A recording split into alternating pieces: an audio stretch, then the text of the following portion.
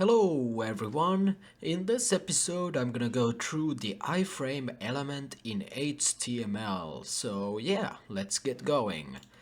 So right over here I am going to write the syntax of the iframe element. So iframe, you can see that we already got a frame on the screen.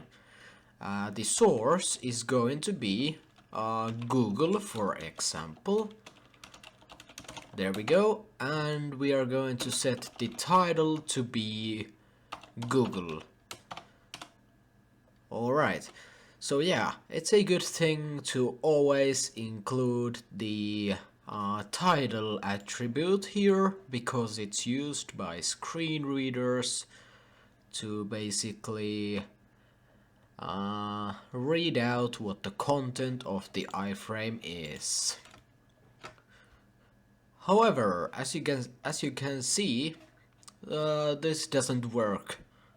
Google doesn't allow us to use the iframe.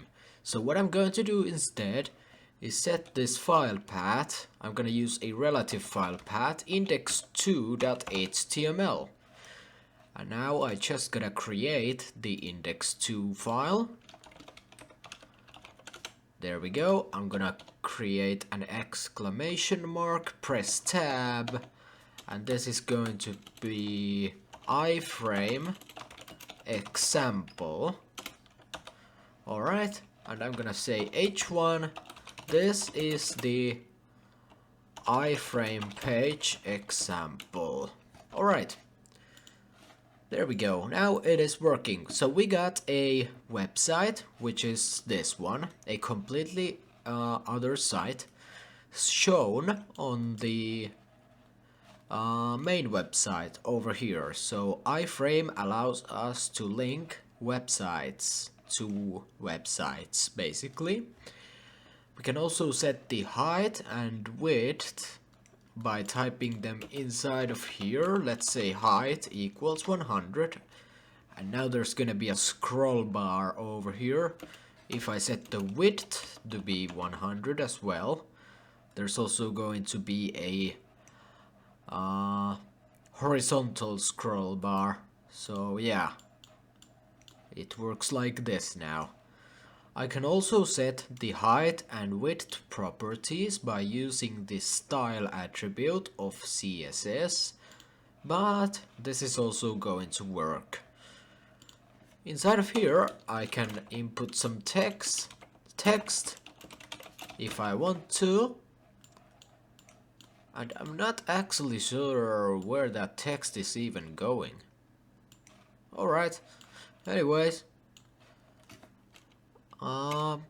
this is the iframe element, and yeah, we can also remove the border. By default it has one around it, so I'm gonna add a class over here, and it's gonna be called example. And then I'm gonna go over here, take the .example class and border colon none. Now it doesn't have a border anymore. We can also change the size of this, or even use a different type of a border. There we go. Alright. Then an iframe can be also used to target a frame as a link. So the target attribute of the link must refer to the name attribute of the iframe. So let me give you an example. Here's the iframe. I'm gonna give this an attribute of name, and that's going to be equal to iframe underscore example. Alright, then I'm gonna create a paragraph with an anchor element. The href is going to be, let's say, Google, and the target is going to be the same as the name attribute over here, iframe underscore example. There we go.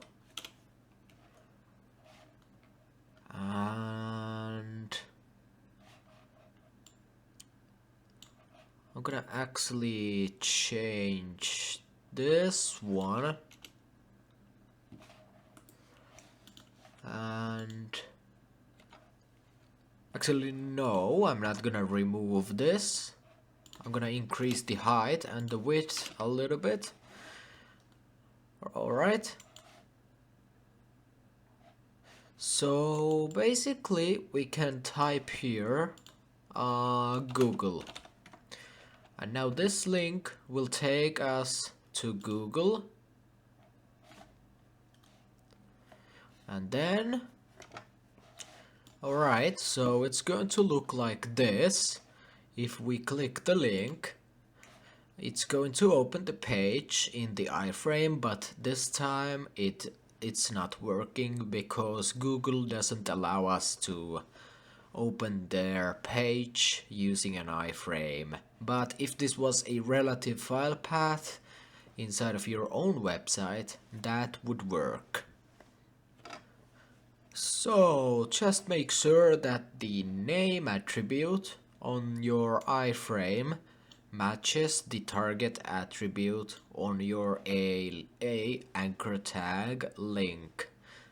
And yeah, that's the iframe attribute in HTML. Pretty simple, and yeah. Anyways, I hope you learned something new in this one, and I hope I'm gonna see you in the next one. And yeah, happy learning everyone, and have a wonderful day.